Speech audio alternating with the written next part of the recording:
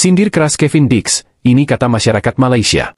Masyarakat Malaysia sindir keras Kevin Dix sebagai pemain buangan timnas Belanda yang dipungut timnas Indonesia. Mereka tampak iri lantaran skuad Garuda mendapat tambahan pemain berkualitas.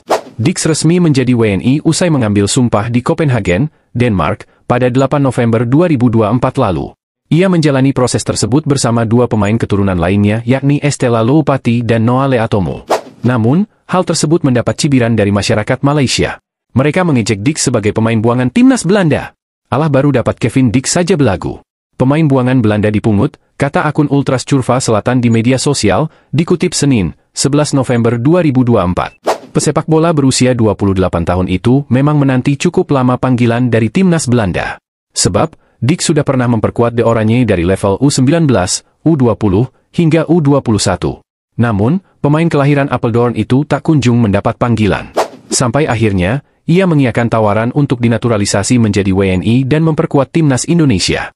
Pesepak bola bernama lengkap Kevin Dix Bakarbesi itu kini telah melakukan debut bersama timnas Indonesia saat menghadapi timnas Jepang 15 November 2024 silam. Bagaimana menurut kalian? Inilah 6 kelebihan Kevin Dix yang untungkan timnas Indonesia selain jago penalti. Timnas Indonesia bagaikan mendapatkan durian runtuh setelah Kevin Dix, pemain bertahan FC Copenhagen, berhasil dinaturalisasi. Betapa tidak, Dix harus diakui merupakan pemain grade A yang memiliki beberapa kelebihan. Salah satunya sebagai eksekutor penalti ulung. Sejauh ini dari 12 eksekusi penalti terakhir yang dilakukannya dalam berbagai kompetisi di Denmark hingga Eropa, semuanya sukses menghasilkan gol. Paling mutakhir adalah ketika FC Copenhagen menaklukkan klub asal Belarus, Dinamo Minsk, 2-1 dalam ajang UEFA Conference League. Tentunya kelebihan Dix ini menjadi keuntungan besar bagi timnas Indonesia.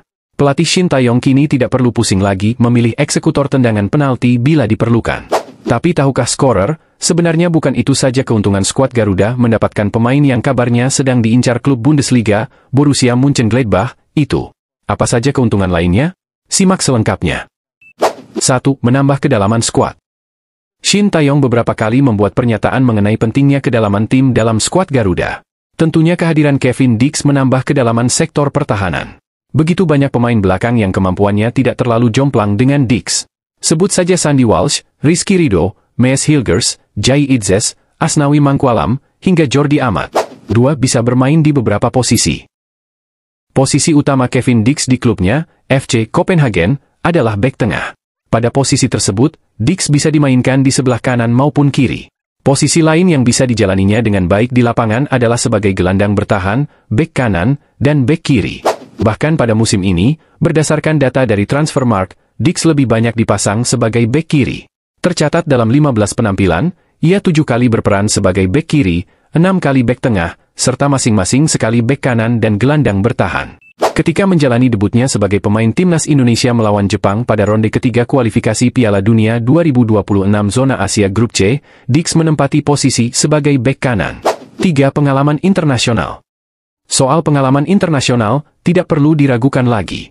Sebelum memperkuat FC Copenhagen, Dix pernah berseragam Vitesse, Feyenoord, Empoli, dan Fiorentina. Sejak junior, Dix selalu dipanggil memperkuat timnas Belanda dari kategori U19, U20, hingga U21. Bersama FC Copenhagen, ia 2 kali menjuarai Superliga Denmark, 2021, 2022 dan 2022, 2023, dan sekali Piala Denmark, 2022, 2023, serta mencapai babak 16 besar Liga Champions 2023 2024. 4. Mental teruji. Dengan sederet pengalaman internasional tersebut, otomatis mental tanding Kevin Dix sudah teruji. Hal itu terlihat ketika ia memperkuat skuad Garuda menghadapi Jepang. Dix beberapa kali berhasil menyulitkan pergerakan Wataru Endo, dan bahkan membuat kapten timnas Jepang itu terpancing emosinya.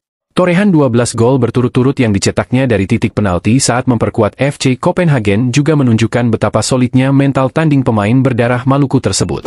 5. Kerap membantu serangan. Kevin Dix tidak hanya piawai dalam bertahan, melainkan juga kerap mendukung serangan. Kombinasinya dengan Yakob Sayuri dari sektor kanan beberapa kali membahayakan pertahanan Jepang. Itu bisa terjadi karena Dix memiliki kecepatan.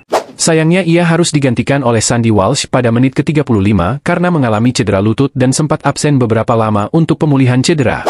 6. Postur ideal. Sebagai pemain bertahan, posturnya sangat mendukung. Dix memiliki tinggi 186 cm dengan bobot ideal, sehingga mampu bersaing dalam duel-duel udara dengan penyerang lawan.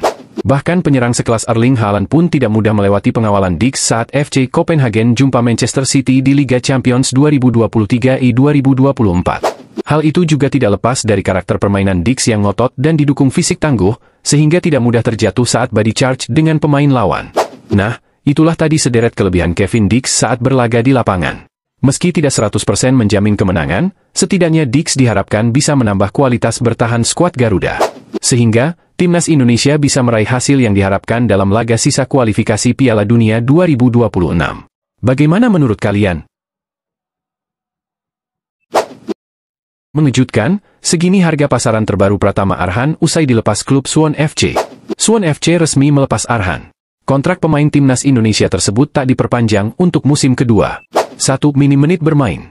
Hal tersebut tidak terlepas dari pencapaian Arhan yang kurang apik bersama Suwon FC.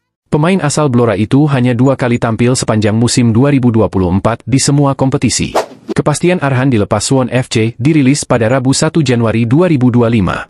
Mereka mendoakan yang terbaik untuk suami dari selebgram Azizah Salsya tersebut. Arhan meninggalkan tim. Klub tidak melupakan dedikasi sang pemain di dalam dan luar lapangan. Terima kasih, bunyi pernyataan resmi Suwon FC. 2. Harga pasaran. Dilepasnya Arhan dari Suwon FC ternyata berdampak pada harga pasaran. Ex-PSIS Semarang itu kini ditaksir memiliki harga pasaran 2,6 miliar rupiah menurut Transfermarkt. Angka itu menurun dari 3,4 miliar rupiah saat Arhan pertama kali dikontrak Suwon FC pada awal 2024 lalu. Bahkan, bisa dibilang harga pasaran pemain berusia 23 tahun tersebut terus menurun dalam 2 tahun. Harga pasaran Pratama Arhan paling tinggi tercatat pada 14 Desember 2021. Saat itu, nilainya mencapai 5,6 miliar rupiah, terutama saat muncul kabar sang pemain resmi berseragam Tokyo Verdy. Nominal itu bertahan hingga Juni 2022. Namun, angkanya kemudian menurun menjadi 4,3 miliar rupiah pada Januari 2023 lantaran Arhan tak mendapat banyak menit bermain di klub asal Jepang itu. Angkanya sempat naik lagi pada Juni 2023 yakni 4,7 miliar rupiah. Lalu, perlahan-lahan nilainya turun ke angka 4,3 miliar rupiah hingga terakhir 2,6 miliar rupiah. Bagaimana menurut kalian? Erick Thohir bertemu dengan bos JDT dan Valencia, usung visi sepak bola ASEAN makin mendunia. Ketua Umum PSSI, Erick Thohir menyambut baik keinginan putra mahkota Johor, Mayor Jenderal Tunku Ismail Idris Ibni Sultan Ibrahim untuk bersama membangun sepak bola Asia Tenggara agar siap bersaing di Asia dan dunia. Seperti yang diketahui, Mayor Jenderal Tunku Ismail Idris Ibni Sultan Ibrahim juga seorang pemilik klub raksasa asal Malaysia, Johor Darul Takzim.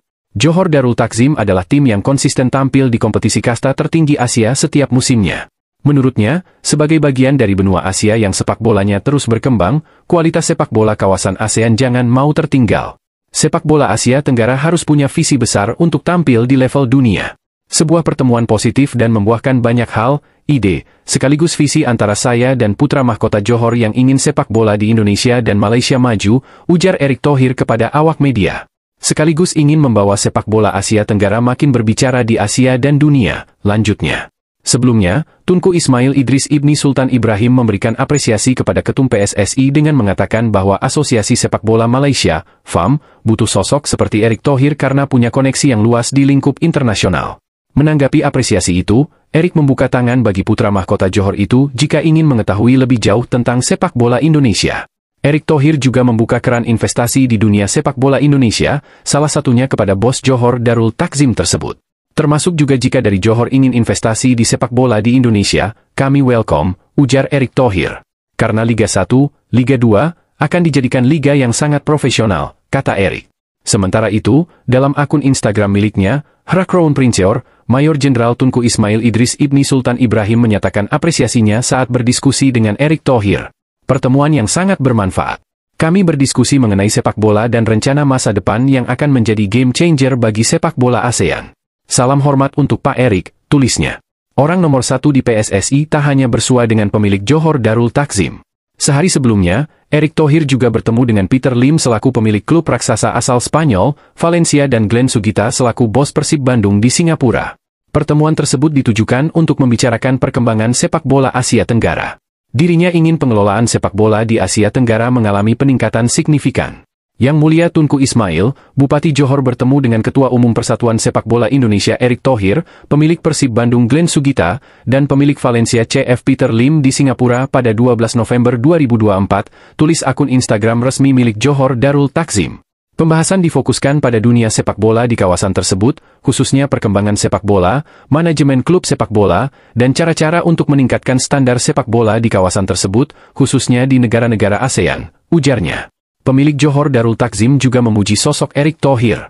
Dirinya ingin Malaysia memiliki sosok visioner seperti Erick Thohir dalam pengelolaan sepak bola. Tunku Ismail Idris yakin bahwa Erick Thohir bakal membuka peluang untuk membuka masa-masa gemilang sepak bola Asia Tenggara di level dunia.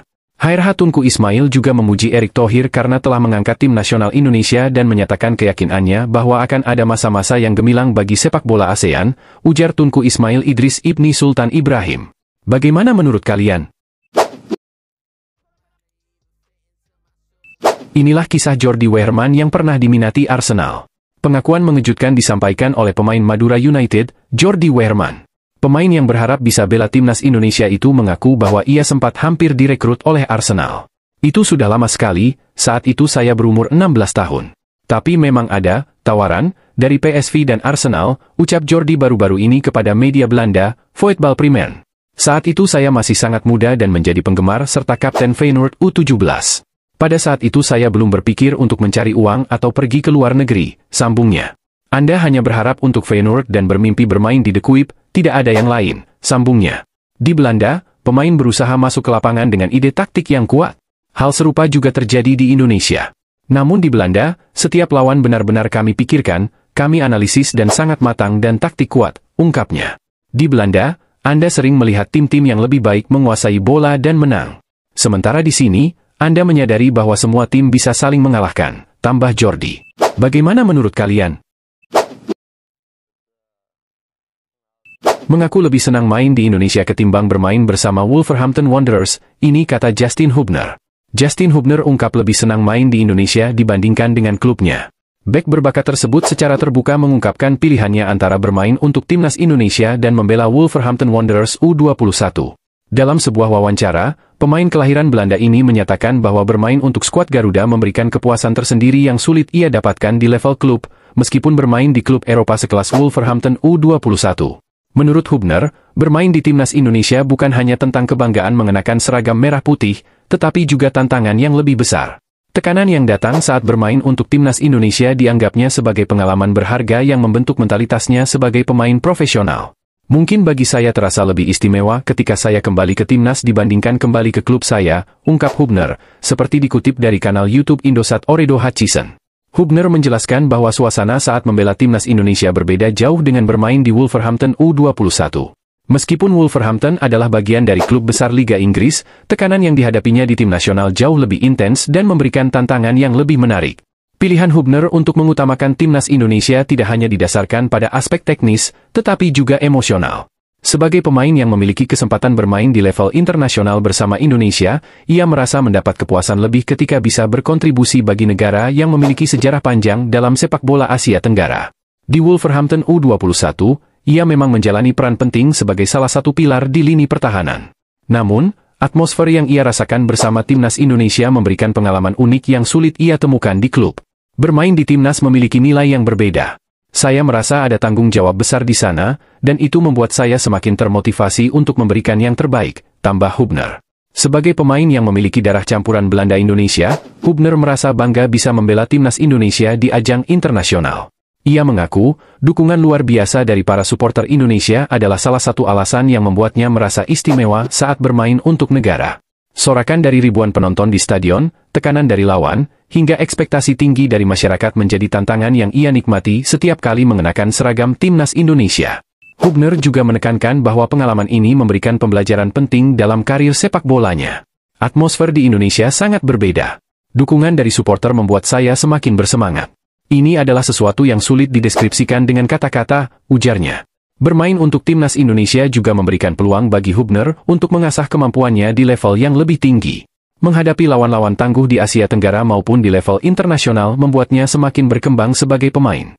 Meskipun memberikan prioritas kepada timnas Indonesia, Hubner tetap menjaga hubungan profesionalnya dengan Wolverhampton Wanderers. Klub Liga Inggris itu juga mendukung penuh keputusannya untuk bermain di level internasional bersama Indonesia. Bagaimana menurut kalian? Memasuki usia pensiun, Greg Nwokolo tak mau bergantung pada sepak bola. Lama menghilang dari pentas sepak bola nasional, apa kabar Greg Nwokolo? Di masa pensiunnya, ex-penyerang timnas Indonesia banting setir jadi pebisnis. Tapi, kalau ada klub yang berminat, legenda 38 tahun itu siap kembali beraksi. Lewat kanal YouTube Podseasi Today besutan Valentino Simanjuntak, Greg Nwokolo berbagi kabar, termasuk kegiatannya pasca tak lagi warawiri di lapangan rumput. Memang awal musim aku lagi fokus ambil football management di Eropa, sehingga kalau aku ambil klub itu akan terganggu. Ya kan? Umur sudah tidak muda. Jadi aku harus mikir next step, kata mantan bomber Persija Jakarta dan Sriwijaya FC. So, aku beberapa klub yang aku bicara sama mereka. Mereka agak keberatan kalau aku harus sambil begitu. Aku sempat berangkat ke Eropa selama 2 bulan untuk ambil kelas itu. Ya mungkin putaran kedua. Kalau ada rezeki, aku masih mau main. Kalau nggak ada sebenarnya aku sudah berterima kasih so far karir yang aku punya. Ya, aku senangnya di jalur yang benar, imbuhnya. Meski belum ada klub dan usia kian meninggi, pemain naturalisasi yang melakoni debutnya bersama skuad Garuda saat kontra Arab Saudi pada 2013 tetap menjaga kebugaran. Memang itu tidak mudah. Seperti yang aku bilang, sebagai pemain bola kita harus tahu apa yang kita lakukan. Aku orangnya gak malas. I know what to do, aku latihan 6 kali seminggu. Ada personal trainer yang aku bayar, katanya. Tak mau bergantung di sepak bola. Menurut kelahiran 3 Januari 1986 yang juga pernah berkostum Arema dan Madura United itu, latihan sendiri jelas tak mudah. Sangat berbeda dengan ketika masih bermain bersama klub di mana latihan dilakukan bersama. So, itu nggak mudah. Latihan sendiri itu hal yang paling susah dan berat karena kadang kita bangun malas, capek. Tapi kalau kamu bisa lewati itu, kamu sudah menang. Dari situ aku membentuk mentalitas bahwa aku masih bisa, tukasnya. Jauh dari sepak bola, Greg Nwokolo tak mau menggantungkan hidupnya di pentas bal-balan. Ia pun memilih berbisnis. Masa aku tergantung dengan main bola? Kalau aku main bola karena duit, ya aku pasti main. Prioritinya bukan duit sekarang. Kadang aku juga nggak mau bermain di klub yang nggak punya tujuan dan historical Indonesia klubnya selalu financial problem, tandasnya. Dan aku setiap hari ribut dengan klub untuk bayar gaji. Aku nggak mau. Daripada begitu, aku mending urus bisnis. Daripada aku meninggalkan keluarga dan gak bisa juga ngirim duit ke keluarga. Buat apa? Mending aku sama keluarga. Happy, tidak stres. Tips untuk pemain. Greg Nwokolo memberikan tips kepada para pemain yang ingin berbisnis setelah gantung sepatu. Selama kamu jadi pemain bola, duit dapat dari bola kamu harus pakai duit itu buat investasi. Kalau kamu tunggu sampai pensiun, duitnya akan habis. Kenapa? Karena kalau kamu selesai main bola kamu baru mau mulai bisnis itu namanya mencoba. Belum tentu itu berhasil. Kalau berhasil oke. Kalau nggak berhasil, maka uang yang kamu pakai untuk investasi sisanya kamu pakai setiap hari sambil menunggu hasil bisnis. Kalau bisnis itu nggak berkembang, duitnya habis, pungkasnya. Bagaimana menurut kalian? Beda nasib. Nathan Choyaon lihat Swansea remuk dari bangku cadangan, sementara klub Marcelino hat-trick menang dengan pelatih baru di Liga Inggris. Klub yang menaungi 2 personel abroad timnas Indonesia, Nathan Choyaon dan Marcelino Ferdinand, memetik hasil bertolak belakang pada lanjutan Divisi 2 Liga Inggris. Baik Nathan Choyaon maupun Marcelino Ferdinand tidak mencicipi rumput pertandingan saat Championship Division pekan ke-25 digulirkan, Rabu, 1 Januari 2025, waktu setempat. Nathan kembali duduk manis di bangku cadangan Swansea City ketika bertamu ke markas Portsmouth FC. Soccerway mencatat pemain serba bisa timnas Indonesia itu sudah 20 kali diparkir tanpa bertanding di Liga Inggris musim ini. Nathan kudu bersabar mendapatkan menit bermain kembali bersama si Angsa. Musim ini dirinya baru diberi kesempatan tampil selama 2 menit pada kancah Liga. Momen langka tersebut muncul ketika melawan Preston, tepat di hari kemerdekaan Republik Indonesia tahun lalu. Selebihnya, Nathan mengemas 2 penampilan sebagai starter di Piala Liga Inggris. Masing-masing terjadi saat menghadapi Gillingham dan Wycombe Wanderers yang menyudahi perjalanan Swansea di putaran kedua, Agustus lalu. Pekan ini, pemuda 23 tahun kelahiran Rotterdam harus menyaksikan rekan-rekannya dilibas Portsmouth 4 gol tanpa balas. Gawang tim asuhan Luke Williams diberondong gol-gol Josh Murphy, Patrick Lane, Riley Towler, dan Colby Bishop. Hasil minor tersebut merupakan kekalahan ke-10 Swansea City musim ini, sekaligus yang paling telak. Klub yang terdegradasi dari Premier League musim 2017 hingga 2018 itu harus terjun ke peringkat 12 klasemen Championship. Si Angsa baru meraup 33 poin dari 25 pertandingan. Sementara itu, 2 jam sebelumnya Oxford United meraih kemenangan vital di markas Millwall FC. Klubnya Marcelino Ferdinand menekuk tuan rumah 1-0 berkat gol tunggal Ruben Rodrigues. Nama Marcelino sendiri tidak tercantum dalam daftar skuad Oxford karena baru menyudahi perjalanan di ASEAN Championship 2024 bersama Timnas Indonesia Desember lalu. Sejak direkrut pada bursa transfer musim panas 2024, winger berusia 20 tahun masih menanti momen debut berseragam Oxford. Marcheng, sapaan akrabnya, sebatas hadir di bangku cadangan untuk 4 pertandingan championship yang semuanya terjadi sepanjang November 2024. Ia bisa berharap mendapatkan kans debut bersama pelatih baru, Gary Rowett, yang berhasil melakoni start impresif. Menggantikan Des Buckingham per 20 Desember 2024, Rowett membawa Oxford merangkai 3 kemenangan beruntun di 3 partai terakhirnya. Kemenangan 1-0 atas Millwall pekan ini menyusul 3 poin atas Cardiff, 3-2, dan Plymouth, 2-0. Hasil positif tersebut membawa Ruben Rodrigues dan kawan-kawan menjauhi zona degradasi. Oxford United naik ke peringkat 18 klasemen sambil mengantongi 27 poin. Bagaimana menurut kalian?